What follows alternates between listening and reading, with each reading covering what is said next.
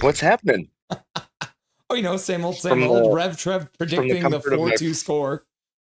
Hey, well done. Yeah. The Canucks really turned it on in the third period there, which is huge.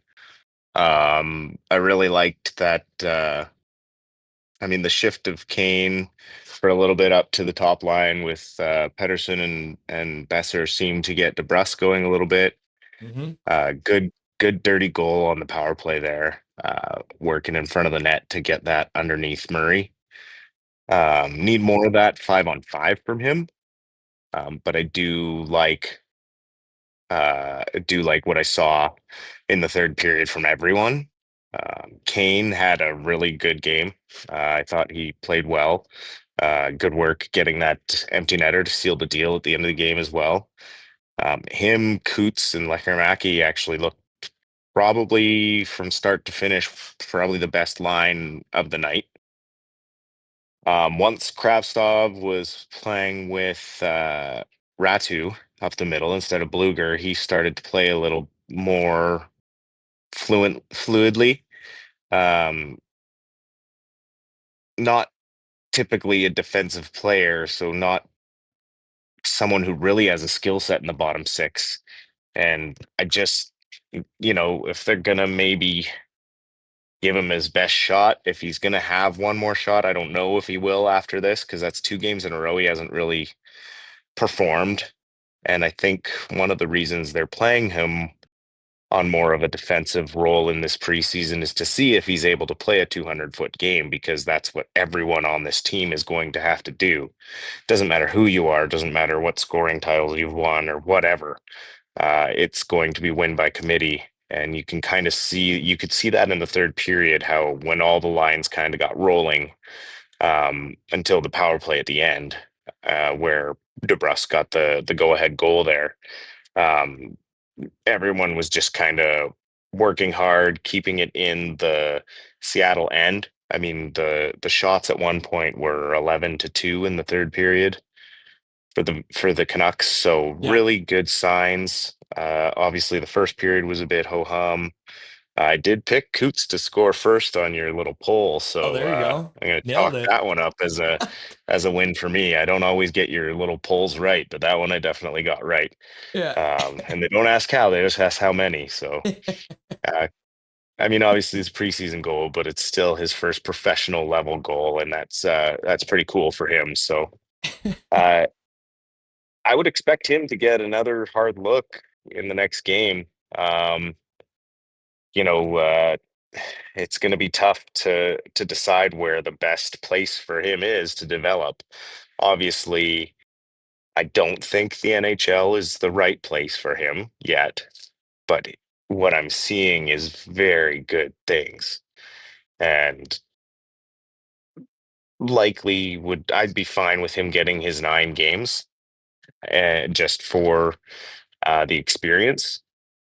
But definitely probably back to junior for this year. Unless in those 9 games he just shows us lots. I mean, he got in some battles along the boards and things tonight and held his own. He stayed more energetic for the whole 60 minutes, I think, tonight, which is better than the last game. Um, but you know, he's a conundrum. It's a weird spot to be in because he looks mature enough. He has the hockey sense and everything like that. And if he's in a second line role, does he necessarily need to have? I mean, you talk about this NHL body. It's like he's just as big as Philip Hedl. And what's the difference, right? Like it doesn't need to be some big burly power forward. I mean, that's what we've drafted Vilmer Ulrichsen for, and that sort of thing. So I'm of the mind maybe he's pushing Heedle for that line spot because if the Canucks feel like he's going to develop better playing in the NHL and he's ready to make that leap, then I mean that's their prerogative to make that choice. I mean it pushes Heedle down to the third line and I mean it allows them to really just give Bluger away for nothing. Because Ratu you want to not really expose to waivers and you would basically have to make him your fourth line center. Uh, right? Like, I mean, you expose Ratu to waivers, he's gone. Anyone's taking him, given his defensive ability that he's worked on over the last couple of years, and his face-off ability, and the offensive upside. I mean, he's still blossoming. He's a late bloomer, but there's lots of signs pointing to him hitting more of his ceiling than his floor. It's just taking a little longer for him to get there. I think the work that he's done in Abbotsford is really great, and I think he's got the ability to play at the NHL level. It's just there's such a log jam in those bottom two centers right now. Something's got to give, and there's gonna, there's the easy cuts, and then there's gonna be some real tough decisions for Alvin to make because there may be one or two guys that get exposed to waivers that they don't want to lose. So some really important video to go over after this game. Um, and then we'll see what lineup they put out there Sunday. And I would expect Monday, maybe even Tuesday. They're probably able to do business on Tuesday because the NHL will be open for business in the States. Mhm. Um, I would imagine that's when we'll see a lot of the moves coming down. Probably Monday though, because they want their guys to clear waivers before Wednesday when training camp starts in the AHL. Yeah, if I bring up the Canucks schedule here, you can see they play on Sunday, the 28th.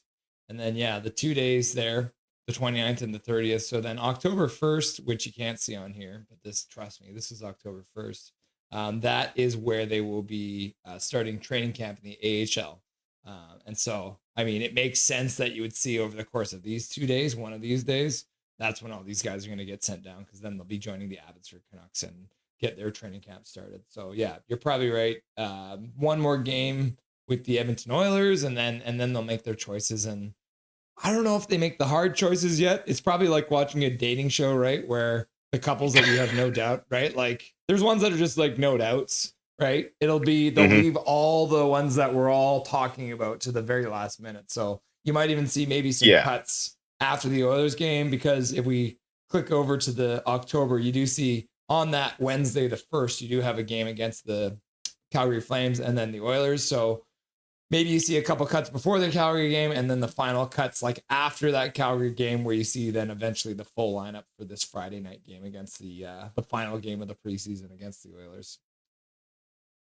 I'd say that's probably accurate. Yeah. For tonight's game, the obviously very scrambly play for the Canucks to start, but like we said, man, 7 shots in that first period didn't look great. 12 shots in the second period started turning things on, and then Rev Trev's like, Hronek is terrible, and then he comes out and scores immediately. Chat's giving him the hell, right? And then he comes out and Yeah, just launches a piss missile right into the back of the net on a beauty pass more of from that that. Seattle Kraken player, the poor bastard. Um, what can you say about that? The game from Hronek, from the game from Hronek after he kind of settled in. I could say we definitely need more of that from Hronik. Yeah. It's great to see him unleash one. Actually, I saw Evander Kane's mic'd up on from practice the other day, and him telling Hronik like, why don't you shoot that? Like, shoot it right away. Just let it go. And then, sure enough, tonight you see him in the game, and he lets that one fly. And man, more of that, please. Yeah. So for a game like tonight, we always talk about the 3 stars. If you're picking the 3 stars for tonight's game between the Vancouver Canucks and the Seattle Kraken, who are you choosing? Ooh, I think I'm going. Kane, number 1 star with the empty netter. Yeah, obviously. No. Um, I think I think probably I'm going Jonathan Leckermacky, Mm-hmm. and then hmm, trying to think if anyone really on the Kraken had a standout game. Not really. Um,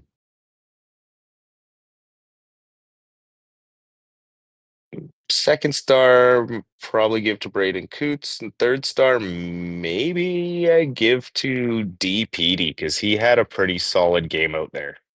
And like one thing I forgot to mention is it really looks like there's been talk of like no one touches our goalies this year.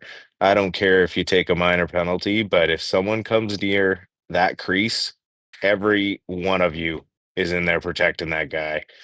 Because I mean, it's been 2 games in a row. Anyone goes near the blue paint, all 5 Canucks. It's like a swarm of bees, and it's just something I really like to see early change in the culture of sticking up for each other and working together, and just some more overall team toughness that we've been kind of begging for as Canucks fans to see.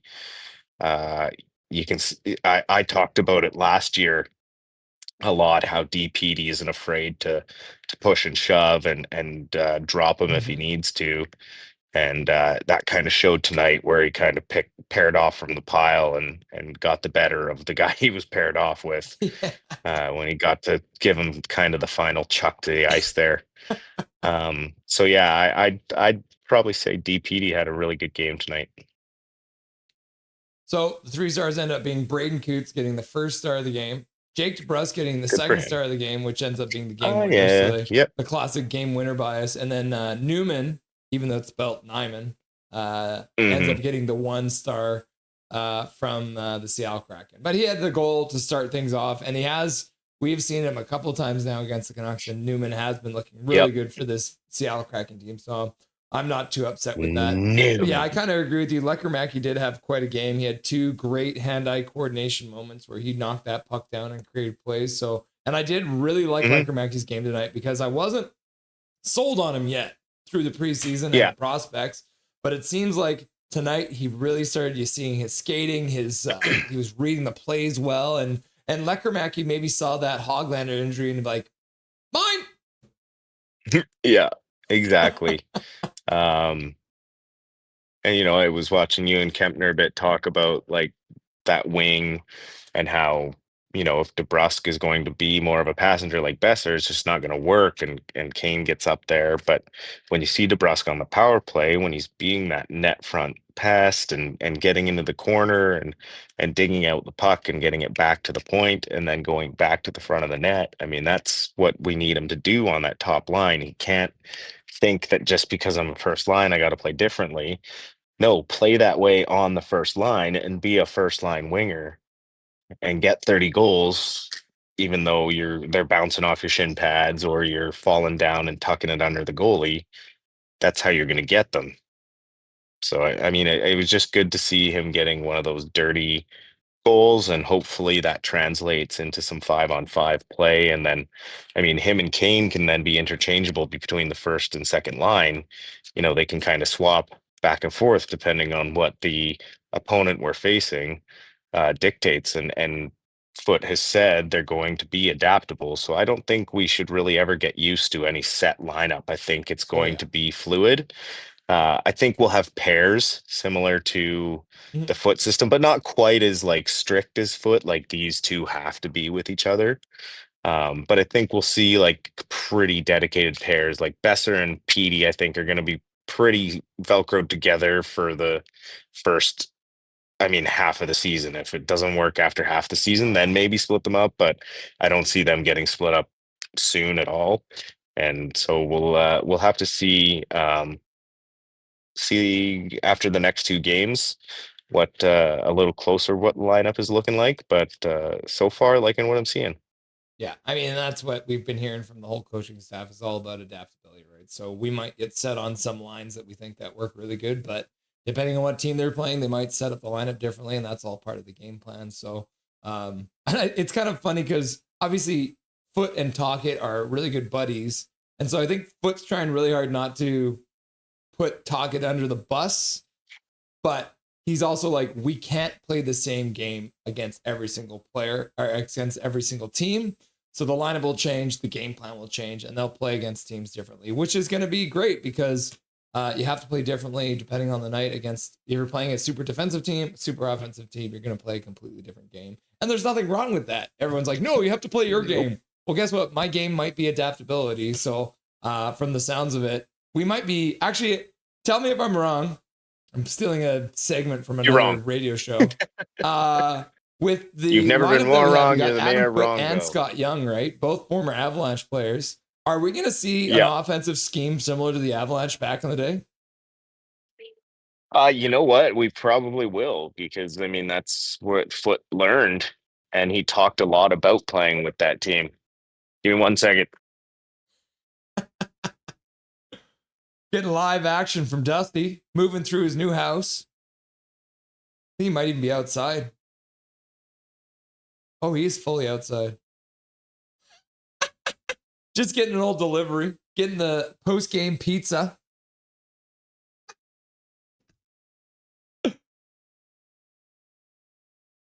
Live action with Dusty out in Chilliwack. Nothing nefarious happening there, right? Not at all. It's legal in Canada. Oh my god. Yeah. No, All overall, right. the game kind of went as we expected it to. Pretty scrambly to start. Things came together once they started playing a little bit together. Do you expect to see a very similar lineup in the next one, or are we going to see almost a complete flip into a completely different lineup for the next game against the Edmonton Oilers on Sunday? I I think we'll probably see a few more of the veterans come out. Yeah. They don't need as much time, obviously. Um, so yeah, I would expect that to change. But yeah, I don't know. I don't know who comes out for who. Obviously, and that goes with like the cuts, right? There's some of those guys that they're probably going to want to take one last look at and may oh, I mean, Sassen's probably going to be in the lineup for sure. Carlson's probably back in the lineup. You're probably going to see Mancini back in the lineup. Myers, Demko might want to get another couple periods in.